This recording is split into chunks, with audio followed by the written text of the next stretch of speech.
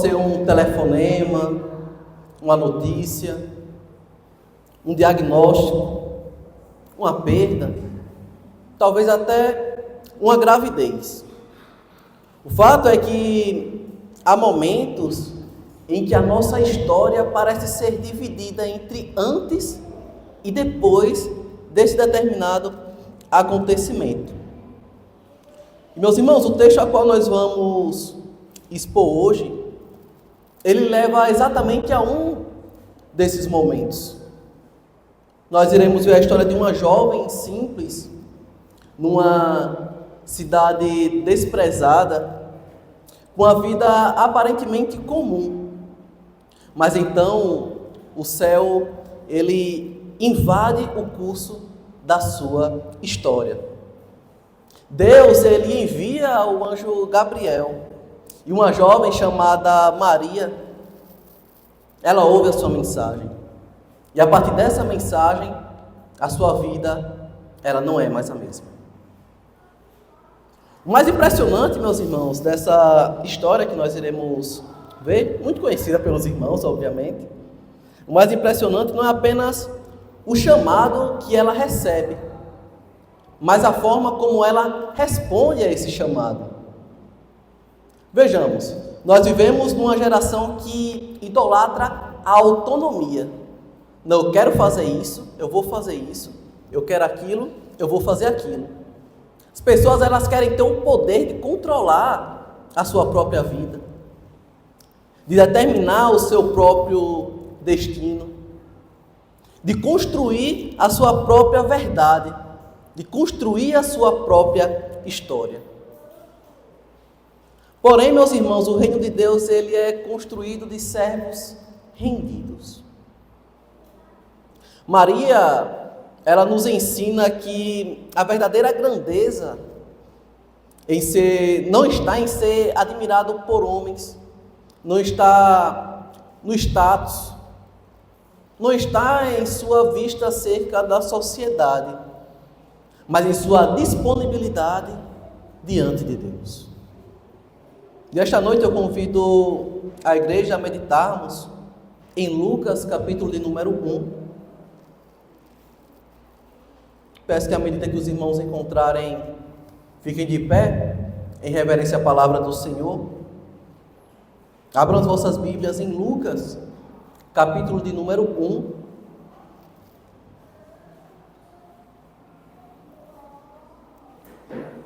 Faremos a leitura, meus irmãos, dos versículos 26 ao 38.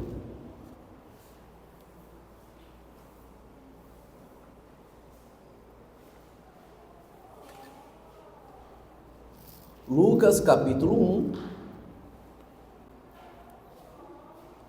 versículos 26 ao 38. Assim diz a palavra de Deus. E no 6º mês foi o anjo Gabriel enviado por Deus a uma cidade da Galileia chamada Nazaré, a uma virgem desposada com um homem cujo nome era José, da casa de Davi. E o nome da virgem era Maria. E vindo o anjo até ela, disse: Salve, agraciada, o Senhor é contigo. Bendita és tu entre as mulheres. E vendo ela, turbou-se muito com a sua palavra, e considerava que saudação seria esta. Disse-lhe então o anjo: Maria, não temas, porque achaste graça diante de Deus. E eis que em teu ventre conceberás, e darás luz a um filho, e chamarás o seu nome Jesus. Este será grande, e será chamado Filho do Altíssimo. E o Senhor Deus lhe dará o trono de Davi, seu pai, e reinará eternamente na casa de Jacó, e o seu reino não terá fim. E disse Maria ao anjo: Como se fará isto, visto que não conheço homem algum? E respondendo o anjo, disse-lhe: Descerá sobre ti o Espírito Santo, e o poder do Altíssimo te cobrirá com a sua sombra. Por isso, também o santo que de ti há de nascer será chamado Filho de Deus. E eis que também Isabel, tua prima, concebeu um filho em sua velhice, e é este o 6º mês para aquela que era chamada estéril, porque para Deus nada é impossível. Disse então Maria: eis aqui a serva do Senhor, cumpra-se em mim segundo a tua palavra. E o anjo ausentou-se dela. Vamos orar, meus irmãos. Convido a igreja nesse momento a estar curvando a vossa fronte, fechando os olhos. Vamos orar ao nosso Deus. Deus eterno e Pai todo-poderoso, louvado e exaltado seja o teu santo nome, ó Senhor dos exércitos. Eu te peço, ó Pai, nesse momento que o Senhor me conduza na exposição da tua santa palavra, para que possa ser uma exposição fiel, que os que estão aqui presentes possam ouvir a tua mensagem e possam não apenas compreendê-las, mas aplicá-las em suas vidas. Tu abençoa esse momento e nos preenche com o teu Santo Espírito, Senhor, nos dando sabedoria e discernimento. É assim que eu te oro, em nome de Jesus. Amém. Os irmãos podem se assentar novamente.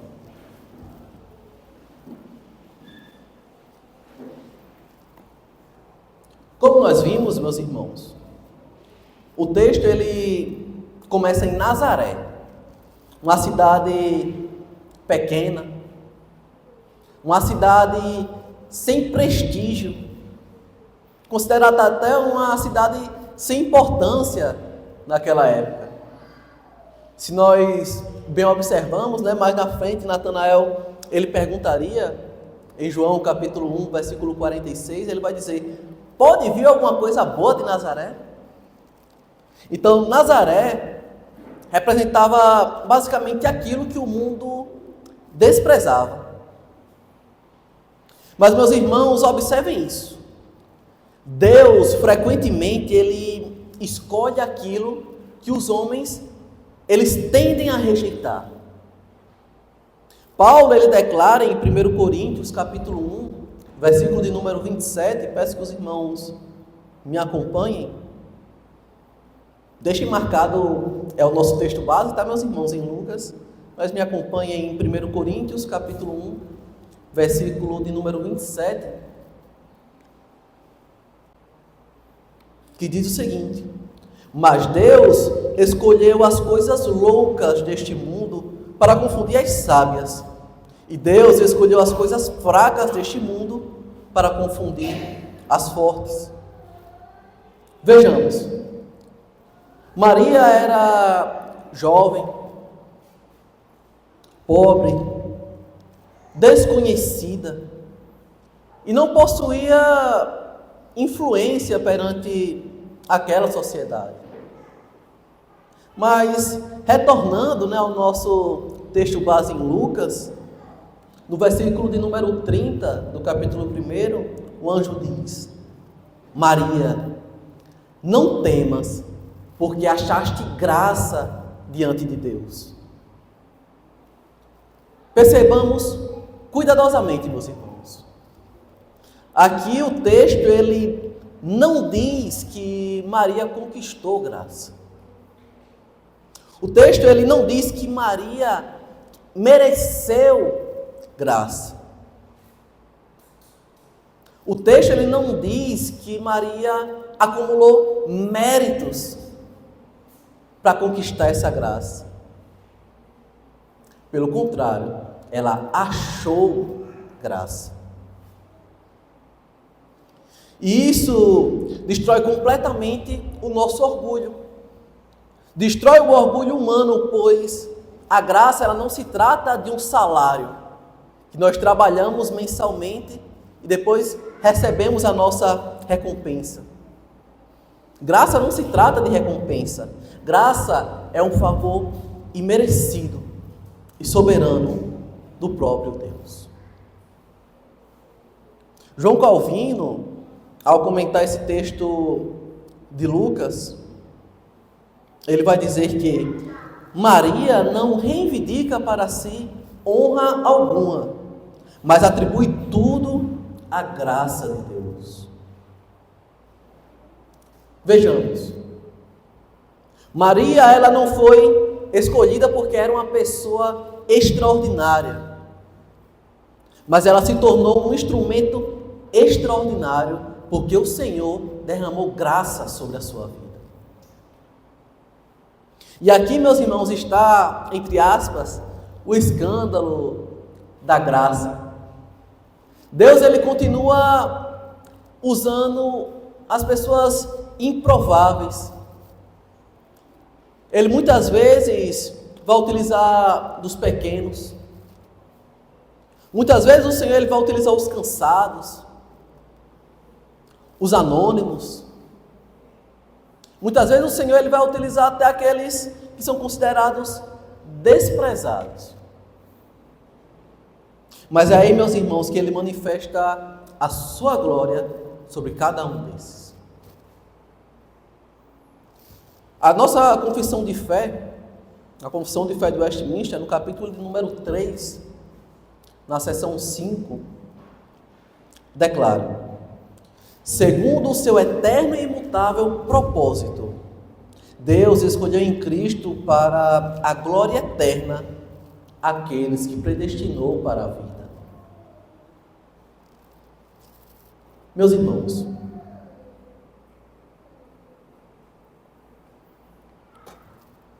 o reino de Deus, ele não é construído por homens impressionantes, por pessoas impressionantes.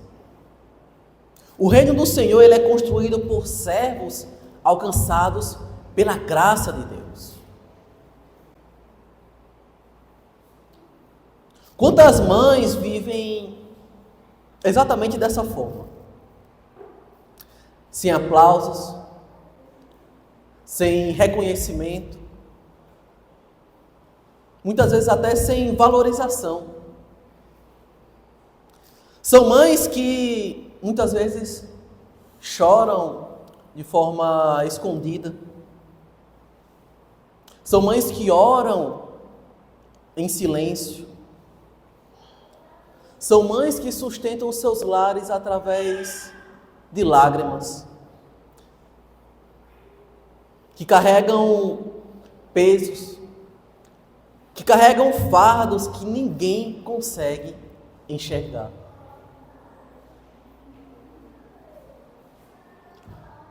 Talvez, ou com certeza, o mundo ele não perceba tudo isso,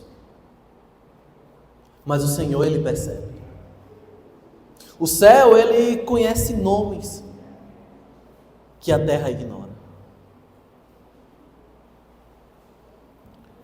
Como disse Matthew Henry, ele diz que aqueles que são mais humildes frequentemente são os mais honrados diante de Deus.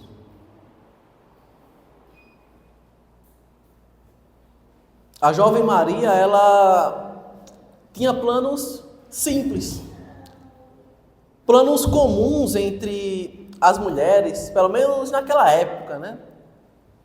Ela pensava em casar, a jovem Maria pensava em construir uma família,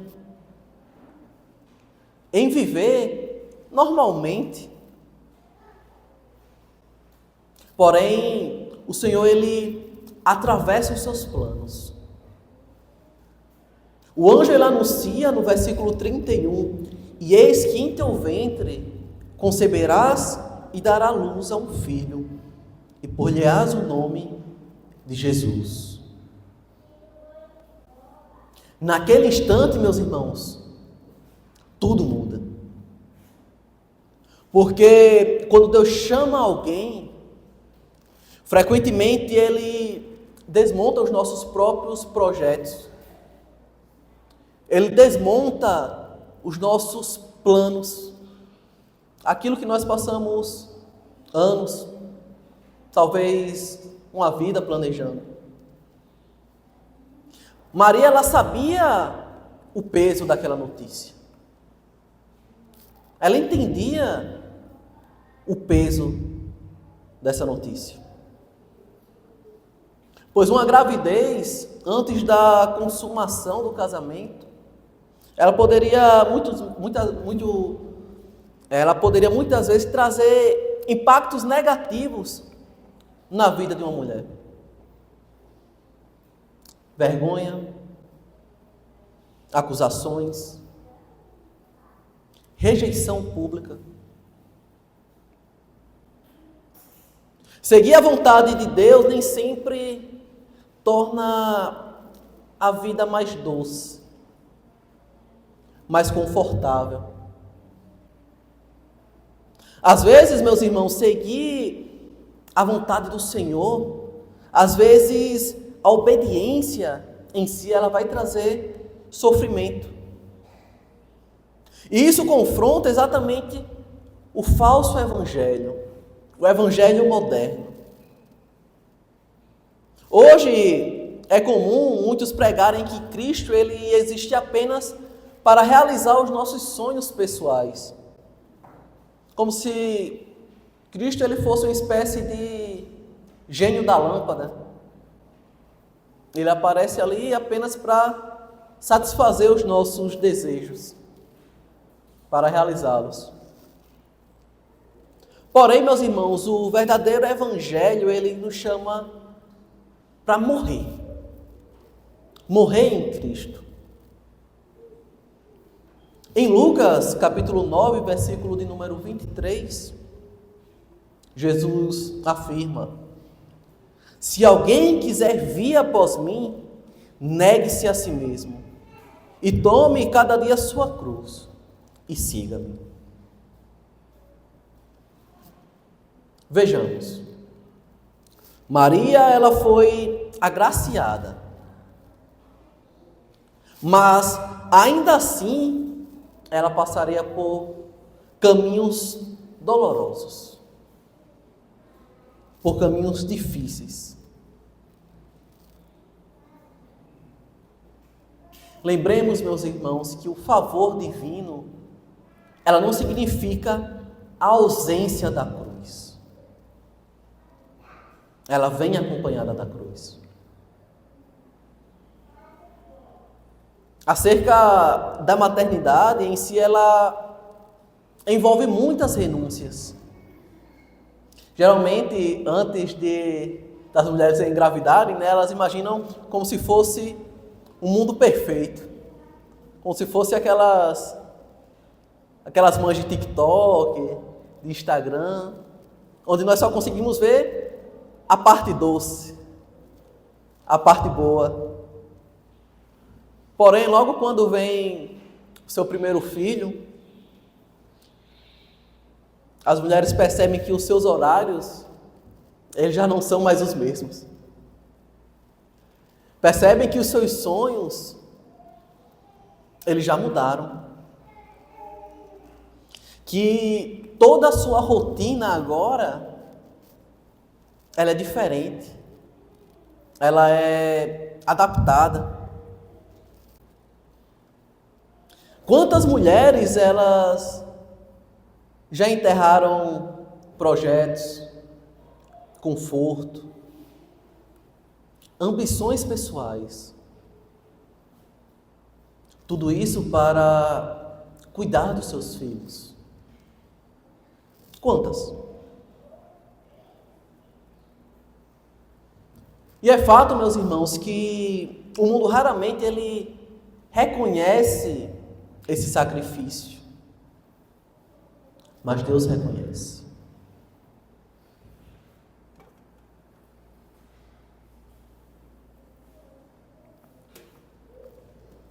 Charles Spurgeon disse: nunca houve serviço verdadeiro a Deus sem sacrifício.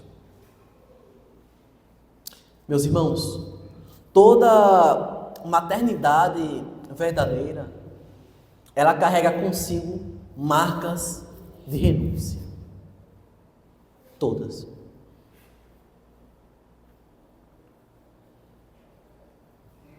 Segundo o texto, meus queridos, Maria, ela pergunta: no versículo de número 34.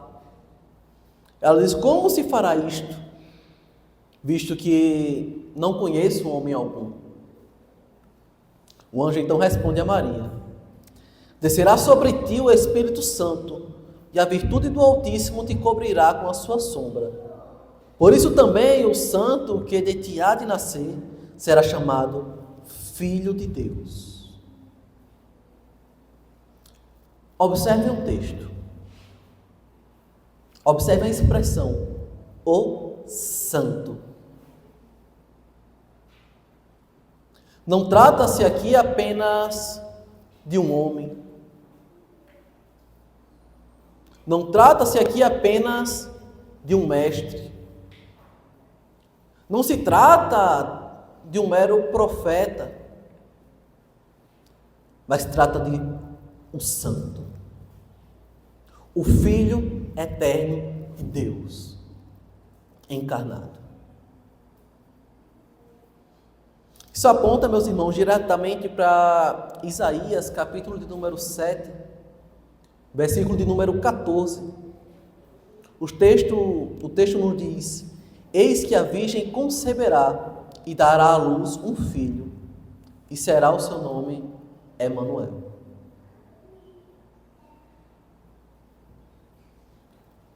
A salvação, ela não nasce da capacidade humana. Ela vem diretamente do Senhor. O anjo Gabriel, ele declara no versículo 37, porque para Deus nada é impossível. Percebam aqui a força e o impacto dessa frase. Não foi impossível. Não talvez seja impossível ou possível. Nada será impossível. O Senhor, Ele continua soberano. O Senhor, Ele continua reinando. O Senhor, Ele continua operando. O mesmo Deus que abriu o ventre de Sara em Gênesis 21, do 1 ao 2. O mesmo Deus que ouviu Ana chorando em 1 Samuel, capítulo 1, do 19 ao 20. Esse mesmo Deus agora faz uma virgem conceber. E é de extrema importância nós entendermos que Deus aqui, Ele não está preso à lógica humana, às questões de probabilidades, aos limites naturais, às leis da física, seja lá o que for. Deus, Ele não se encaixa em nossos padrões. A Confissão de Fé de Westminster, no capítulo 5, seção de número 1, afirma: Deus sustenta, dirige, dispõe e governa todas as criaturas, ações e coisas. Talvez existam mães aqui aflitas, cansadas,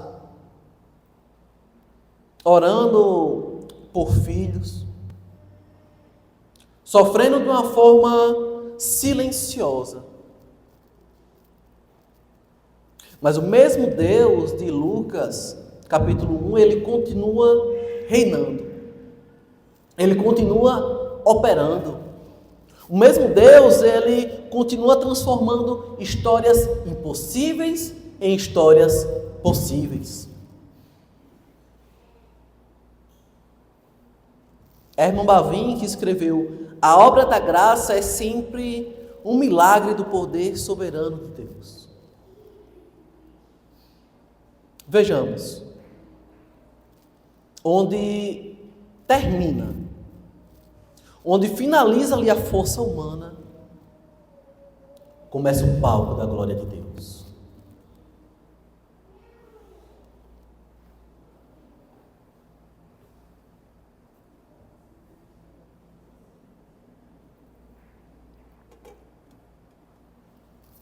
Nosso texto de hoje, né, Lucas 1, ele destrói basicamente tudo no que diz respeito à cultura moderna, ao falar de maternidade.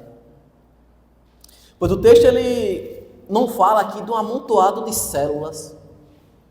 O texto ele não fala de uma criança em si, perdão. O texto ele não fala de um amontoado de células, o texto ele fala de uma criança. O texto em si, ele vai tratar de uma pessoa. Ele vai tratar do Filho encarnado. Lucas 1,31 é dito: e eis que em teu ventre conceberás e darás à luz um filho. Podemos, meus irmãos, então falar que antes do nascimento já havia identidade, já havia propósito, já havia dignidade, já havia valor. Davi, ele declara no Salmo 139, verso de número 13: pois possuíste os meus rins, cobriste-me no ventre de minha mãe.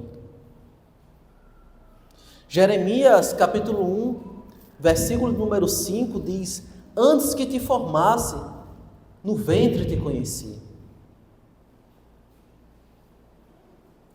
João Batista, em Lucas 1,41, ele salta no ventre da sua mãe. Diz: a criancinha saltou no seu ventre. Então, a Bíblia, ela jamais vai tratar o ventre materno como um espaço meramente descartável, mas vai tratar como uma espécie de oficina da glória do Senhor. Atualmente, nós vivemos numa geração que transformou o assassinato, entre aspas, num direito. Hoje chamam o aborto de liberdade, de autonomia, saúde reprodutiva. Se for questionar, vai dizer: não, é questão de saúde pública. Uma saúde que mata. É controverso, né? O Senhor, meus irmãos, ele chama isso de pecado. Em Êxodo capítulo 20, versículo de número 3, a Bíblia é clara: não matarás.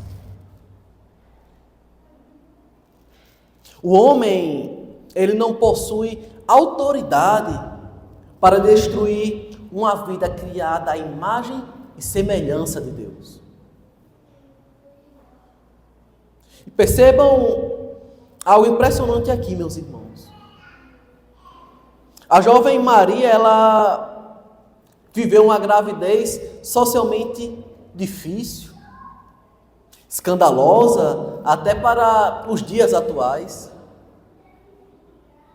Foi doloroso, humilhante, mas em nenhum momento a solução de Maria foi assassinar a criança. Foi assassinar o seu filho. Porque a resposta de Deus para dificuldades nunca será o assassinato de um inocente. Meus irmãos, uma sociedade que mata, uma sociedade que assassina os seus filhos, ela já está no processo de apodrecimento.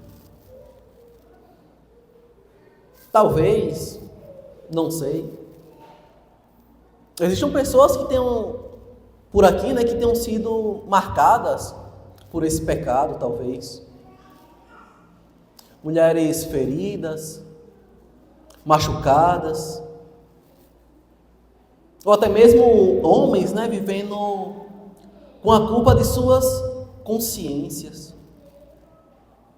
Pessoas carregando memórias extremamente dolorosas. Mas escute, o Evangelho ele não relativiza o pecado. mas também ele não nega perdão ao arrependido. John Owen certa vez escreveu: não existe pecado tão profundo que o sangue de Cristo não seja mais profundo ainda. Cristo, ele salva pecadores arrependidos. Existe ainda outro texto importante quando falamos sobre maternidade. É um texto até polêmico, né? Muitas vezes até para a nossa igreja nos dias de hoje. Mas é um texto que fala sobre maternidade, sobre descendência, sobre responsabilidade diante da vida. Talvez nem todos os irmãos conheçam, mas vejamos, meus irmãos, a história de Onã, que se encontra em Gênesis capítulo 38, versículos do 8 ao 10. Me acompanhe.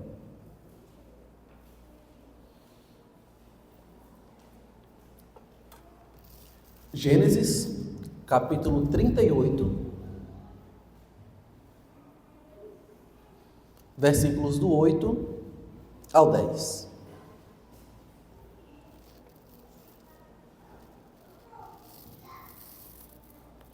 Assim diz a palavra de Deus.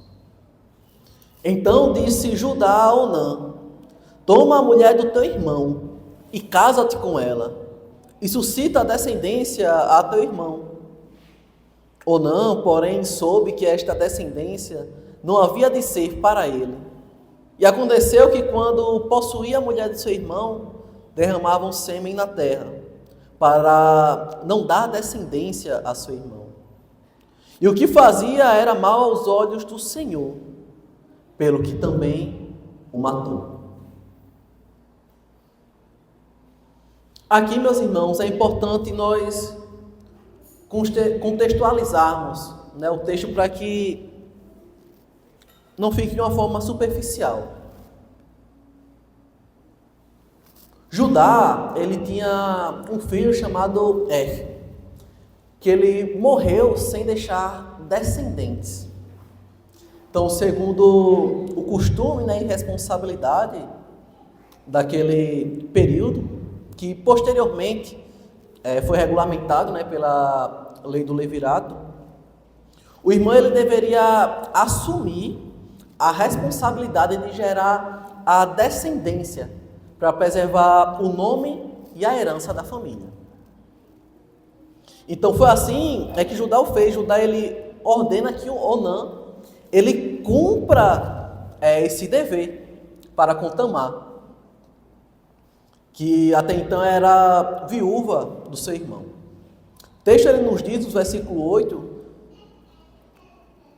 então disse Judá a Onã: possui a mulher do teu irmão e casa-te com ela, e suscita a descendência a teu irmão.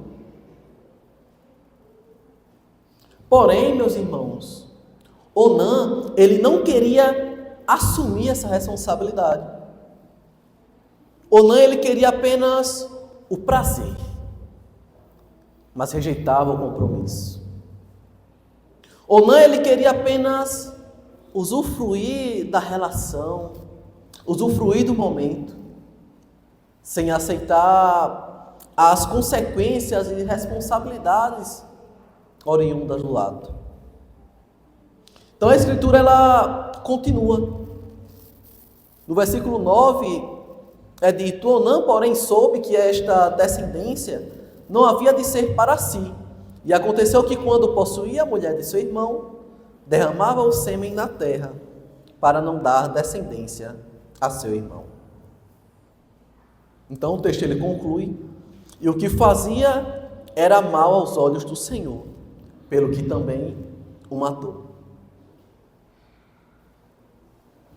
Irmãos, nós precisamos entender corretamente que o pecado de Onã, ele não era simplesmente um ato isolado, um ato desconectado ali do seu contexto.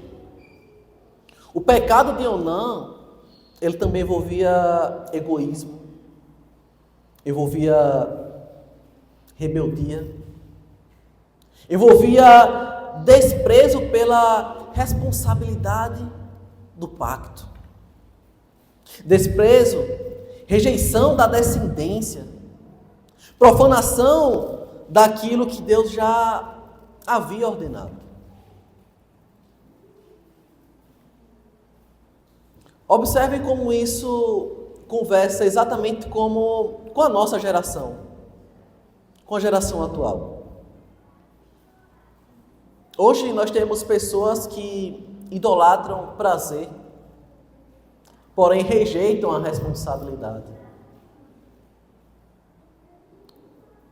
As pessoas banalizam a sexualidade, desprezam filhos e tratam a maternidade como um peso. Tratam a maternidade como um fardo. Onã, meus irmãos, ele representa aqui o coração humano.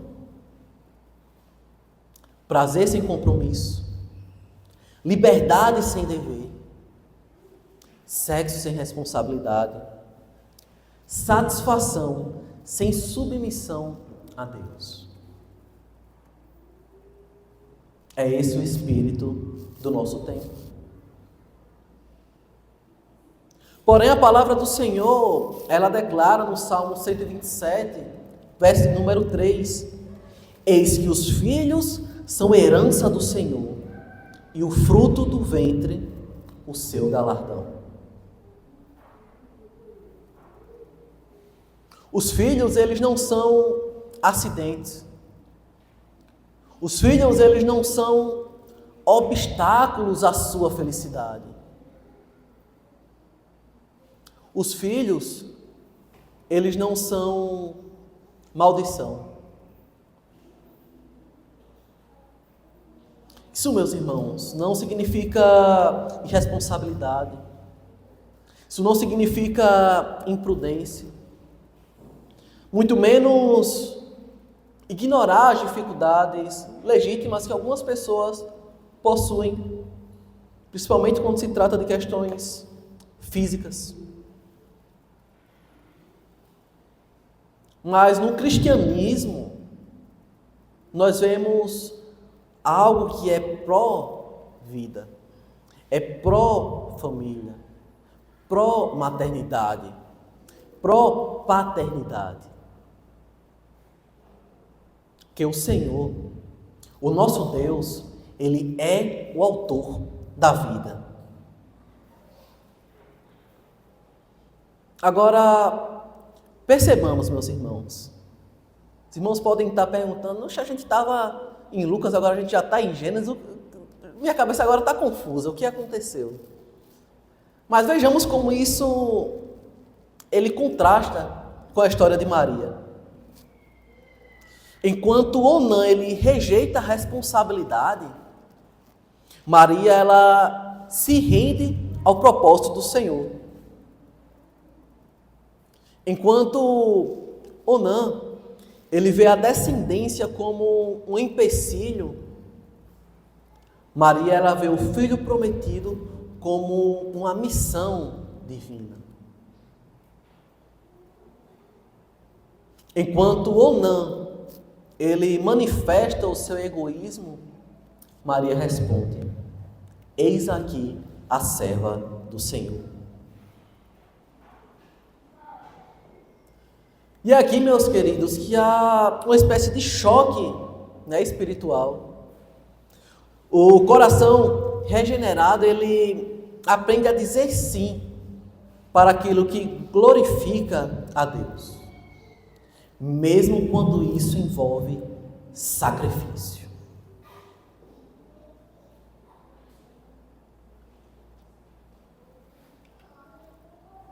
Agora, meus irmãos, precisamos fazer uma consideração doutrinária importante. A tradição reformada, ela rejeita o que nós chamamos de mariolatria.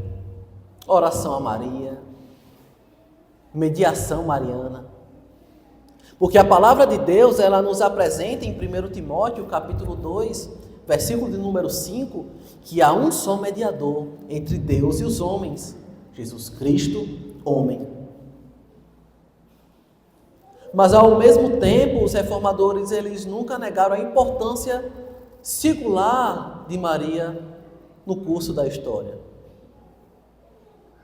É aqui que surge o termo Theotokos, que significa portadora de Deus. Ou, comumente falado, mãe de Deus. Esse termo, meus irmãos, ele não exalta Maria acima das Escrituras, mas ele protege a doutrina de Cristo.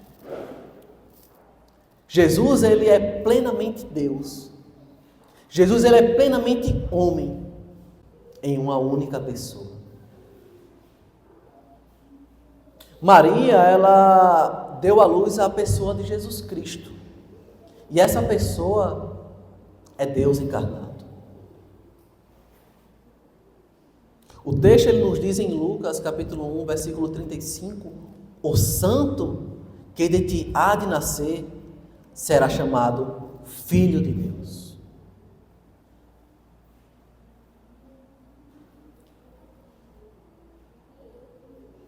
A Confissão de Fé de Westminster, capítulo de número 8, seção 2, ela afirma: o Filho de Deus tomou sobre si a natureza humana, sendo concebido pelo poder do Espírito Santo no ventre da Virgem Maria.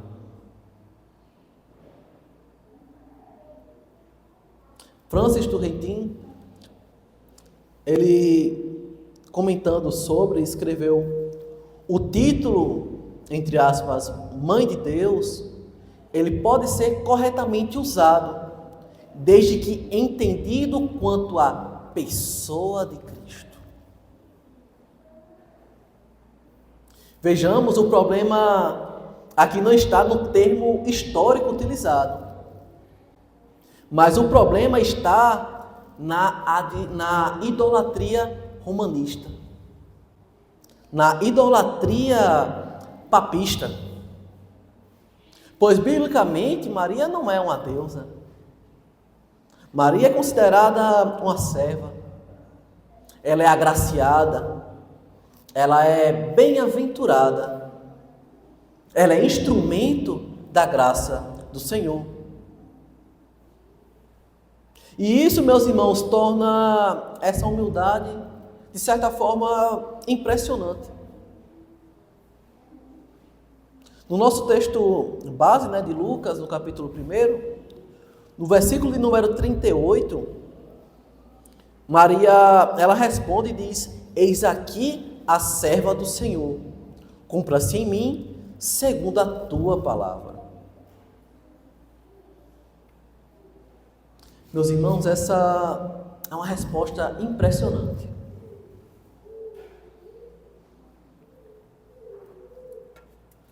Aqui não há uma negociação. A jovem Maria aqui, ela não pede explicações, ela não impõe condições, ela simplesmente se rende. E é aqui que está o centro, é aqui que está o coração do nosso texto. A verdadeira grandeza espiritual, ela não está em posição, mas está em submissão. Isso ecoa o próprio Cristo, quando diz, ainda em Lucas, mas no capítulo 22, no versículo 42, quando afirma: todavia, não se faça a minha vontade, mas a tua. Vejamos que o sim de Maria, ele envolveria sofrimento. Ela pisaria no estábulo, no meio do caminho, fuga para o Egito, rejeição, finalmente ali, aos pés da cruz. Finalmente a profecia de Simeão, ela se cumpriria. Em Lucas 2,35 diz: "O espada transpassará também a tua própria alma." Mas mesmo assim, aquela jovem mulher, ela diz: "Eis aqui a serva do Senhor." John Knox, meus irmãos, ele afirmou: a verdadeira fé, ela submete o coração inteiro ao governo de Deus. Maria, ela carregou Jesus Cristo no seu ventre. Porém, hoje, a igreja ela é chamada para carregar Cristo ao mundo.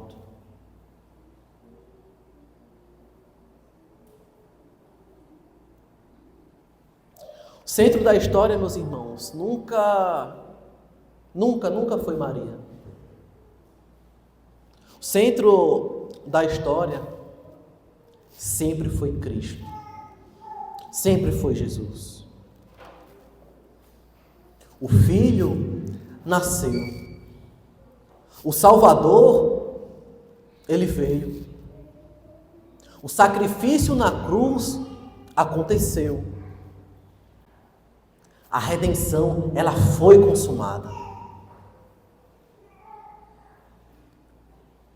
O apóstolo Paulo, ele declara em Gálatas, capítulo 4, versículo de número 4: "Mas, vindo à plenitude dos tempos, Deus enviou seu Filho, nascido de mulher." Nesta noite, meus irmãos, eu gostaria de nos confrontar com uma pergunta.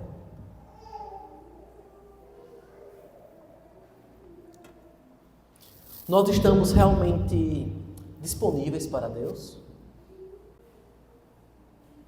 Nós estamos realmente disponíveis para Ele? Porque nós gostamos dos planos de Deus.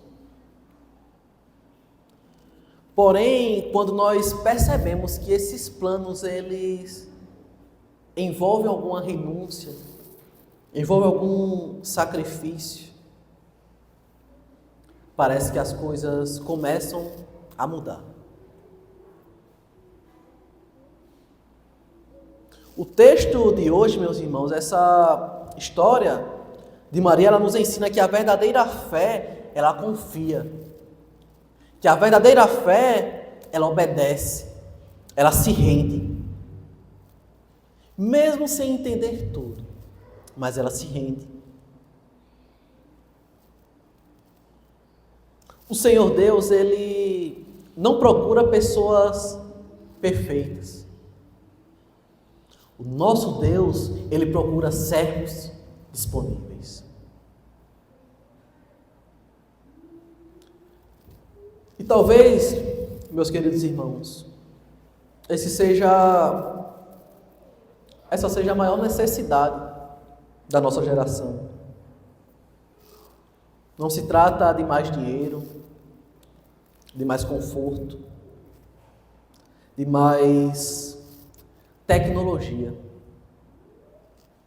Talvez nós precisemos de uma geração que volte a dizer: eis aqui a serva do Senhor.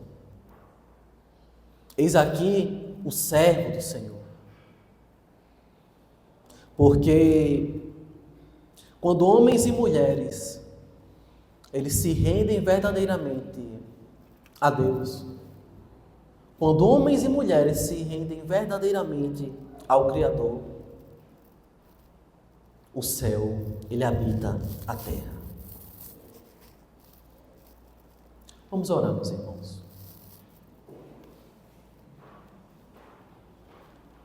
Pai amado, te agradeço, ó Deus, por mais uma exposição da Tua Santa Palavra, ó Senhor.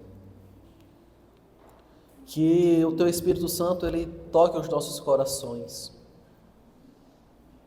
que Ele nos conduza nas nossas ações, nas nossas escolhas,